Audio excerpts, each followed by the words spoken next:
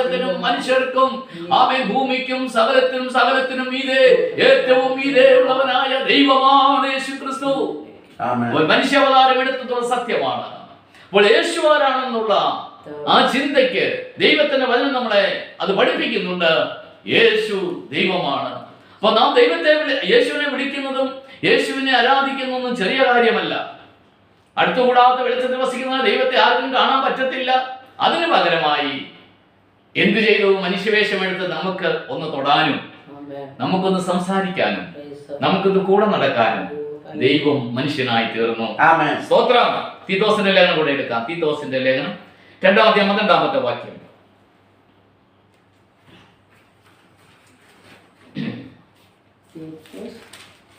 തീത്തോസ് 2:12. ഒരാള് കൊലോസ്യ ലേഖനം 2-ാമത്തെ വാക്യം കൂടി എടുക്കണേ.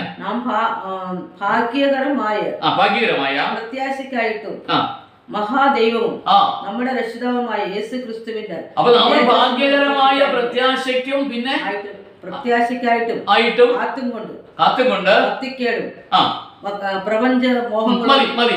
ആദ്യം വായിച്ചേ. നാം ഭാഗ്യകരമായ പ്രത്യാശയ്ക്കായിട്ടും നമ്മളൊന്ന് മനസ്സിലാക്കണം. നമ്മളെ കുറിച്ച് പറയാം. നാം ഭാഗ്യകരമായ പ്രത്യാശയ്ക്കായിട്ടും മഹാദൈവവും നമ്മുടെ രക്ഷിതാവുമായ യേശു ക്രിസ്തുവിന്റെ തേജസ്സിന്റെ അപ്പോൾ നമ്മുടെ രക്ഷിതാവും മഹാദൈവവുമായ യേശു കർത്താവിന്റെ തേജസ്സിനെ കുറിച്ചാണ് അവിടെ പറയുന്നത്. അപ്പോൾ നമ്മുടെ രക്ഷിതാവ് എന്ന് പറയുന്നത് ആരാണ്? നമ്മളെ രക്ഷിച്ചവൻ ആരാണ്? മഹാദൈവമാണ് രക്ഷിച്ചത്.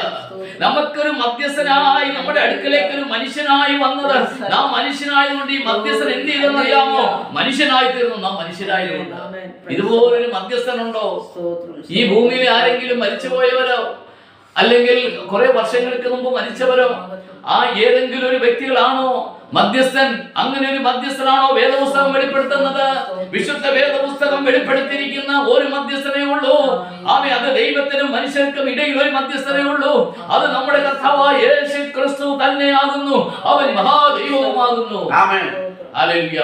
കൊലോസ്യ ലേഖനം 2:9. അവനിലല്ലോ